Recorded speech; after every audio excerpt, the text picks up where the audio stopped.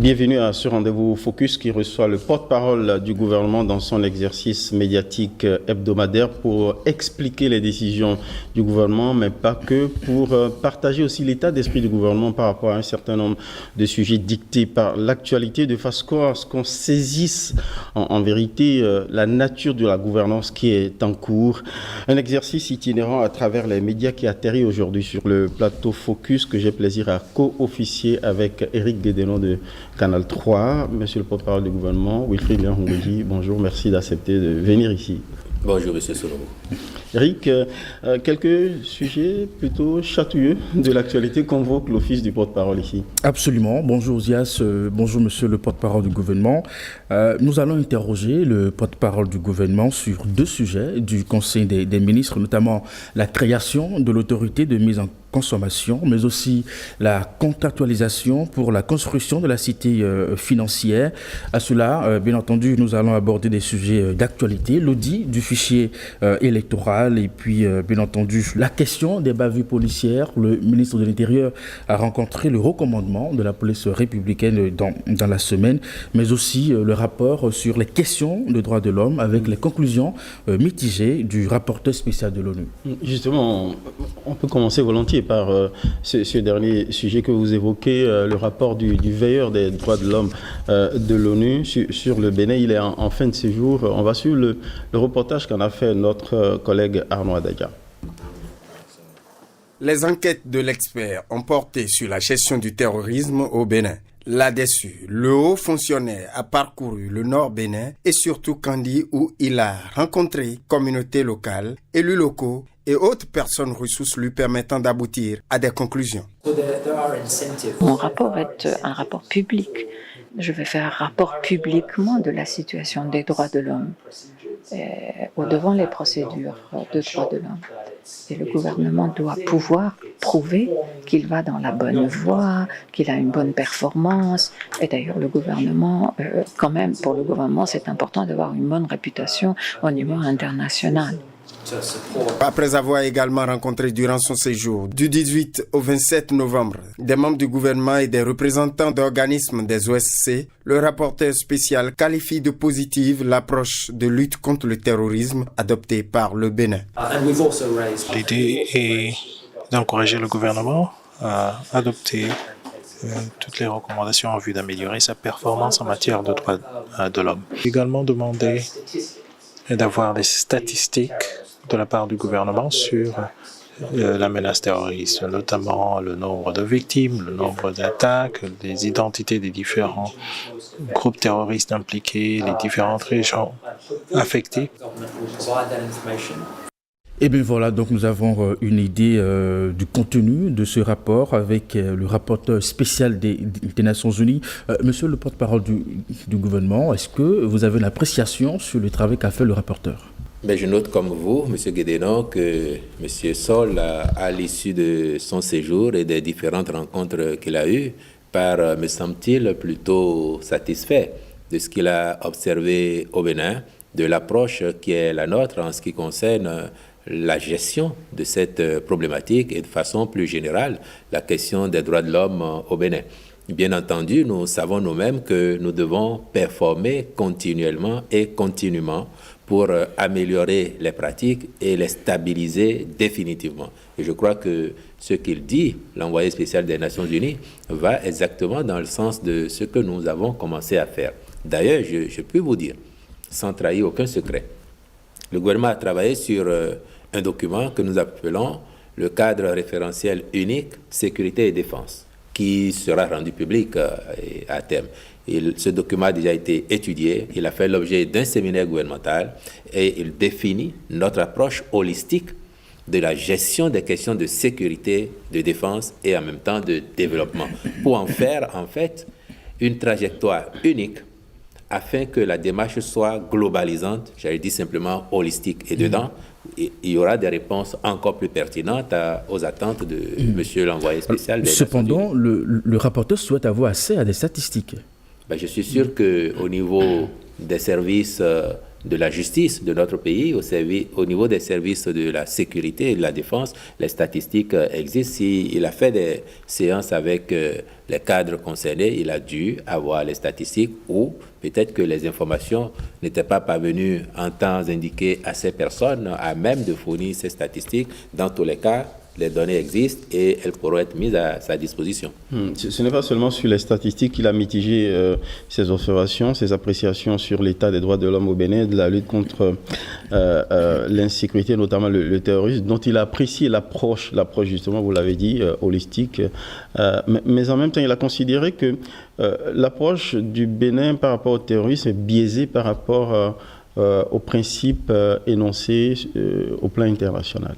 Que disent ces principes ?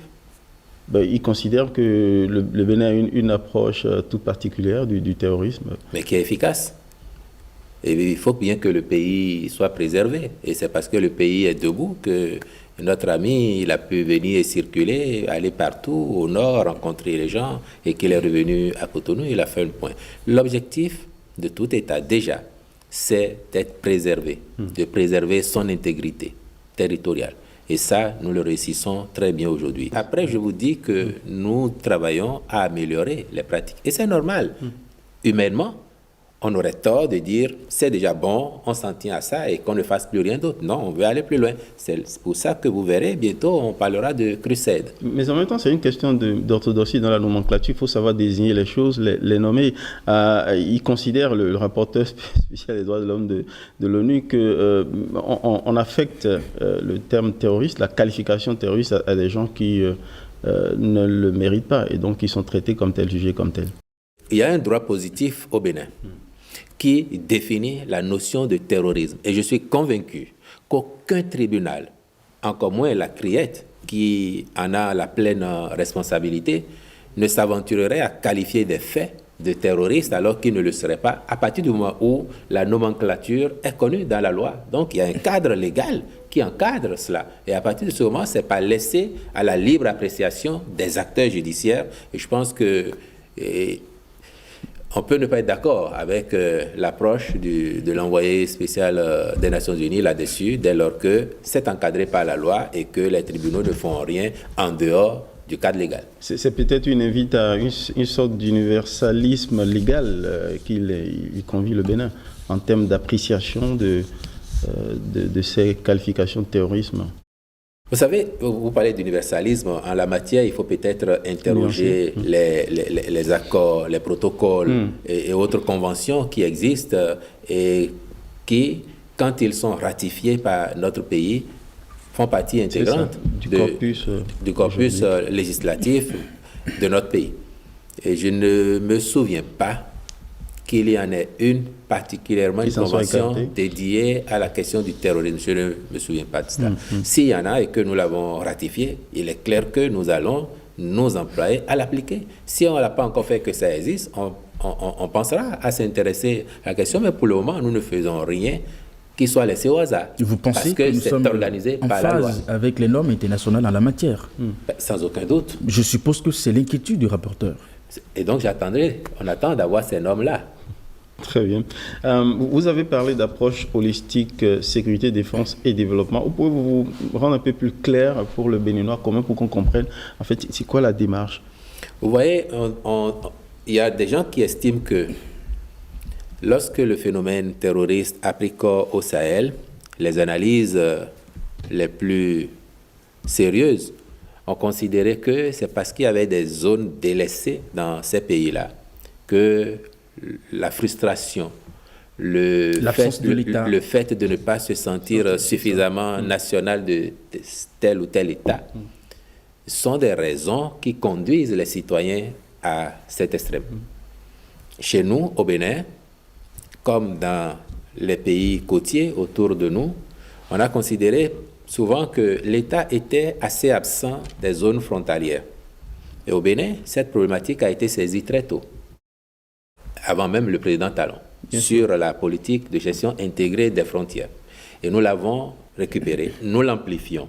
Ce qui veut dire que notre État a pris conscience de ce que les zones frontalières sont partie intégrante de notre territoire et que les Béninois qui y vivent ne sont pas des Béninois entièrement à part, mais doivent être considérés comme entièrement béninois. Et à partir de ce moment-là, la politique de développement des infrastructures pour que les services sociaux de base se rapprochent de plus en plus de nos concitoyens, que ce soit les écoles, les centres de santé, les marchés, l'eau potable, l'électricité, tout cela se fait aujourd'hui et s'amplifie. Regardez, dernièrement, par exemple, vous allez voir que dans le lot des travaux de construction de voies bitumées que nous avons lancés, il y en a qui impactent des zones frontalières, que ce soit dans la Liborie, que ce soit dans la Donga.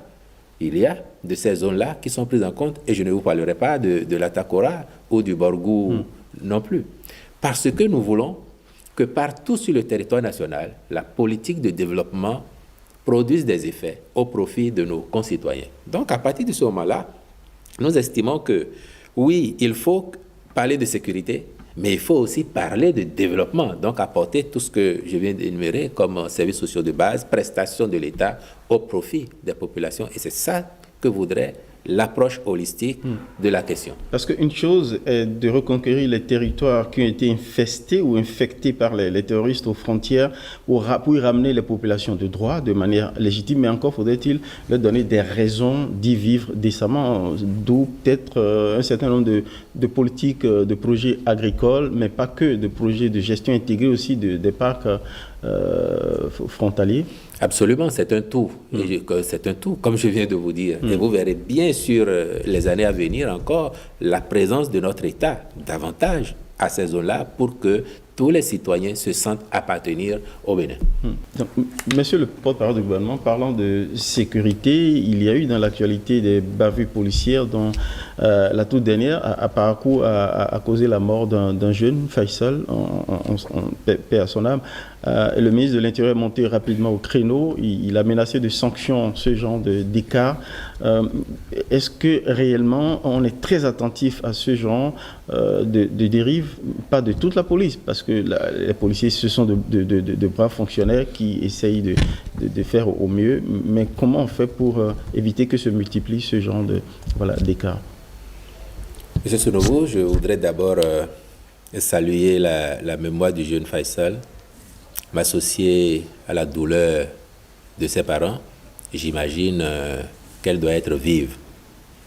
Mais je voudrais aussi me féliciter de ce que la réaction du gouvernement, en ayant appris les conditions dans lesquelles cela s'est produit, la réaction a été immédiate et sans équivoque. Vous avez suivi le ministre de l'Intérieur. Ce qu'il a dit, c'est la position du gouvernement. Demander à la direction générale de la police républicaine, dont on sait que le gros lot des agents abat un travail formidable. D'ailleurs, on a relevé le niveau d'accès à la police républicaine. C'était le BPC avant le président Talon. Désormais, c'est le bac, parce qu'on considère que plus les gens sont instruits, plus ils peuvent rendre les services qui sont attendus d'eux. Qu'il y ait des bavures, cela peut arriver à n'importe quelle unité de police, que ce soit dans les pays en Occident ou en Afrique, cela peut arriver. Qu'il y ait des bavures, ça peut arriver. Mais que ce soit des situations organisées ou conduites totalement au mépris des règles, c'est ça que nous n'admettons pas. Le communiqué de la police républicaine a dit que c'était une interpellation faite pas dans les normes requises. Donc il y a des agents dont la responsabilité est engagée. Et nous ne voulons pas que le travail de la police républicaine, qui de plus en plus est apprécié par nos populations, qui constatent qu'elles ont une police qui est à leur service, il ne faudrait pas que les déviances ou les impairs de quelques-uns entachent la crédibilité de l'ensemble. C'est pour cette raison que le gouvernement a instruit le ministre de l'Intérieur qui a fait ce qu'il a fait, comme déclaration vous avez vu, pour que les agents sachent que dans l'exercice de leur mission, ils doivent être encore plus professionnels, encore plus attentifs pour respecter les droits des citoyens et leur délivrer les meilleurs services attendus. Et vous pensez que les familles qui sont endeuillées devraient se contenter de ce qu'a dit le ministre de l'Intérieur, parce que avec tous les cas que nous avons connus, jamais il n'y a eu de condamnation. Ah non, ne dites pas ça. On est dans un état de droit. Si des familles ont été endeuillées du fait de bavures ou d'inconduite de la part d'agents, les structures compétentes peuvent être saisies. La justice, personne n'interdit à ces familles-là de saisir la justice. Et dans le cas d'espèce, le dernier dont on parle, non seulement les sanctions administratives, mais également il y a une procédure judiciaire qui est en cours. Le ministre l'a annoncé. Bien sûr. Et ce cas-ci n'est pas isolé. S'il y a eu des cas avant, les familles ont tout loisir, lorsque c'est dans des circonstances répréhensibles, de saisir la justice. Oui. Et le ministre de l'Intérieur a bien dit que tout agent qui se rendrait coupable de la mort d'un honnête citoyen, même si c'est un délinquant, il doit être appréhendé suivant les règles, n'est-ce pas? Ses droits doivent être respectés. Donc, à plus forte raison, un honnête citoyen. Et c'est pour ça qu'il ne faut pas transiger avec. Mais je précise que ce sont des cas isolés. Nous avons des milliers et des milliers d'agents de la police républicaine. Ce sont quelques-uns qui ont ces comportements qui génèrent les cas de bavure ou d'abus que nous avons connus, que nous déplorons, parce que c'est inadmissible et cela ne saurait continuer. Des cas isolés qu'on souhaite ne plus voir se répéter. C'est à l'honneur du ministre de l'Intérieur d'avoir réagi aussi vite. Il y a dans l'actualité aussi une question éminemment politique, la perspective d'audit du fichier électoral demandé par l'opposition au chef de l'État. Il y a eu des concertations récentes de l'opposition avec le cadre de concertation avec des partis de la majorité. La question, c'est jusqu'où le gouvernement est prêt à accompagner justement ce processus-là. Jusqu'où le gouvernement est prêt à accompagner le processus? Jusqu'au bout. Au-delà de la profession de foi du chef d'État, très bien. Non, ça n'est pas qu'une profession de foi. La profession de foi est advenue en novembre 2023, lorsqu'à la rencontre avec une délégation d'un des partis d'opposition, la question de l'audit de ce fichier a été évoquée et le chef de l'État a dit « Moi, si c'est ce que vous voulez, j'y adhère ». Et il a dit « Pour que cela soit bien entendu, que c'est vous qui menez votre audit, et donc on ne va pas faire grief au gouvernement d'avoir pipé peut-être les jeux, vous choisissez qui vous voulez comme expert, pourvu que nous ayons la certitude que ce sont des experts et c'est des gens qui ont des états de service. Et pour le reste, on accompagne. Bien, malheureusement, on a attendu 1 an avant d'avoir un retour de nos amis avec une offre pour le processus. Le chef d'État ayant reçu ça, a dit, moi j'avais déjà donné mon accord. Je réitère cet accord. Et c'est lui qui a demandé au garde des Sceaux de rencontrer justement le cadre de concertation et de leur signifier formellement son accord et celui du gouvernement qui a été consulté, je le précise, en Conseil des ministres sur la question, pour dire, on est d'accord, maintenant il vous appartient de nous fournir les CV de ceux que vous considérez comme étant les experts en la matière, et puis après ça, nous, le reste. Le reste, pour ce qui concerne les débats politiques, parce que ce cas de concertation a proposé, par exemple, qu'il y ait un comité politique autour, Absolument. avec des représentants de l'opposition, de la mouvance, de la société civile. Dans les discussions entre partis, les prises de position des uns et des autres, ça, ce n'est pas l'affaire du gouvernement. Nous, on sait que quand ils seront prêts, ça coûte tant, on a arbitré avec eux, voilà l'argent, faites le processus. Pour qu'à l'arrivée, personne ne puisse dire « Oh, cette liste, elle était mauvaise, c'est pour ça que j'ai perdu les élections. » Quand les gens auront perdu, ils auront perdu à la régulière et nous souhaitons qu'ils en prennent acte. Alors aujourd'hui, le cadre de concertation est à la recherche d'un consensus avec les partis politiques de la mouvance. Si cela faisait défaut, est-ce que le gouvernement serait toujours prêt à jouer sa partition? Ce n'est pas les partis politiques, me semble-t-il, de la mouvance qui ont demandé cela. Mais l'idéal, c'est de voir tout le monde autour de la table. Je crois aussi que ça n'est pas indispensable.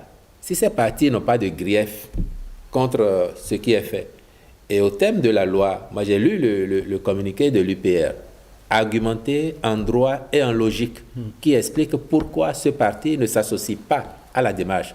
Le fait pour ce parti ou un autre de ne pas s'associer à la démarche n'empêche pas le cadre de concertation de l'opposition de mener son travail. Et le gouvernement est prêt à cela. Ce n'est pas parce qu'un parti qui soutient le pouvoir dit « je ne me sens pas concernés par ce sujet que le gouvernement va tirer prétexte de cela pour dire je n'accompagne plus ceux qui ont demandé à le faire.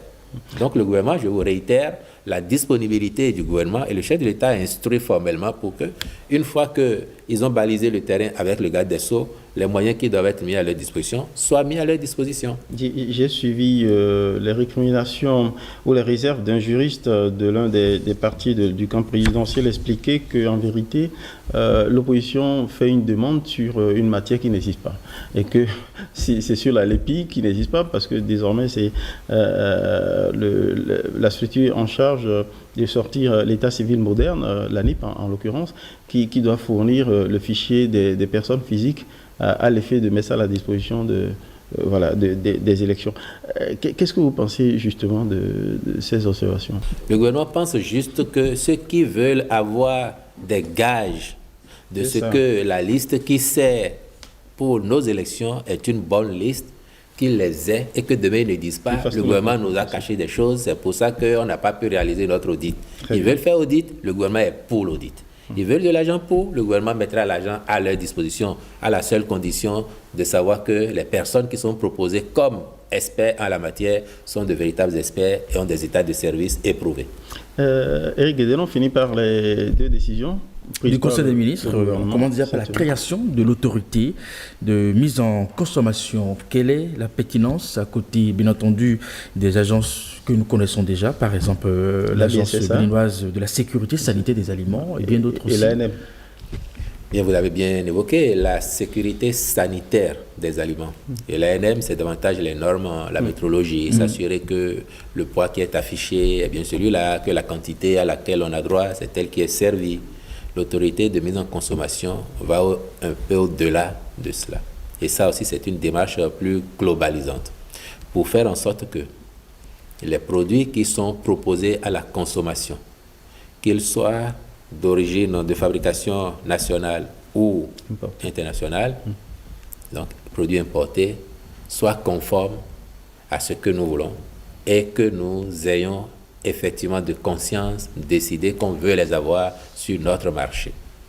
C'est une politique qui vise à sécuriser les consommateurs béninois et qui vise aussi, sans aucun doute, à faire en sorte que nous prenions encore plus l'habitude de consommer ce que nous produisons parce que la qualité s'améliore et est de plus en plus au rendez-vous. J'ajouterais qu'il y a parfois dans notre espace communautaire des abus dont notre pays peut être victime. Vous savez par exemple que les produits qui ont l'identité C2AO ont une certaine facilité de circulation. Mais nous savons qu'il y a des industries ici et là, dans certains pays de la sous-région, qui peuvent importer des produits d'ailleurs, juste les reconditionner sans aucune transformation, sans aucune intervention majeure, les reconditionner et leur donner la nationalité C2AO afin de les faire passer pour telles et de faciliter leur circulation. Nous voulons être plus regardants désormais encore sur ces considérations et faire en sorte que, dans tous les cas, ce qui est autorisé pour être vendu sur notre territoire soit des produits de qualité. C'est un travail de longue haleine parce que si on a des voisins avec lesquels on partage parfois des centaines de kilomètres de frontières et on sait très bien que les points frontières officiels ne sont pas toujours ceux par lesquels les produits entrent chez nous, on est certain que pendant un temps, il y aura encore des produits qui arrivent sans que cette autorité ait eu son mot à dire. Mais il faut l'avoir pour le bien qu'elle va apporter à notre société, à notre santé collective, aux consommateurs, et espérer qu'au fil du temps, elle maîtrise suffisamment la matière, le terrain, pour que ne soient présents chez nous que les produits qui auront reçu l'onction parce qu'ils sont conformes en termes de santé, normes sanitaires, en termes de quantité ou de volume, ils sont conformes à ce qu'ils doivent être et ici ils sont conformes à ce que nous voulons qu'il y ait sur notre marché. Est-ce que par la même occasion, on s'assure aussi de ce qui est produit localement sur le territoire, Bien sûr, soit de bonne qualité? Nous avons l'autorité- beaucoup de plaintes venant de nos concitoyens sur le fer à béton, par exemple. Ce qui est produit, la majorité vous avez vu que j'ai ne commencé, respecterait pas les normes. dans mon développement tout à l'heure, j'ai commencé à évoquer les produits de fabrication nationale ou locale. Donc, bien évidemment, ces produits sont concernés. Et les consommateurs auront désormais aussi une structure auprès de laquelle aller se faire entendre pour l'inciter à être plus attentive à ce que font certaines industries installées ici. Il y a aussi que le gouvernement qui s'est lancé dans la construction de la cité financière. Vous êtes pratiquement en fin de mandat, de nouveaux chantiers se lancent. Vous êtes sûr de finir avant 2026? Mais qui vous dit qu'il faut que ça finisse forcément avant 2026? Non, le gouvernement a fait l'option de ne pas faire d'éléphant blanc. Le Bénin, non, attention. Un éléphant blanc, c'est un projet qui est abandonné, faute de moyens, ou parce que l'entrepreneur a déserté et le chantier, il est abandonné. Un chantier qui se poursuit au-delà d'un mandat, alors même que les moyens étaient mobilisés, personne ne peut le qualifier d'éléphant blanc. Oui, mais si l'initiateur du projet n'est plus là pour sur la... Non, la ça n'en fait pas un éléphant blanc. L'initiateur, il n'est pas là. L'État, c'est une continuité. Et l'État, le Bénin en tout cas, est éternel. Oui ou non? On veut faire une cité. Par contre, ce qui doit vous intéresser, c'est quelle est l'utilité. Justement, de ce- pourquoi de- aller de- vers de- la de ce création concept. d'une cité financière? Nous sommes en train de moderniser le pays, ça se constate.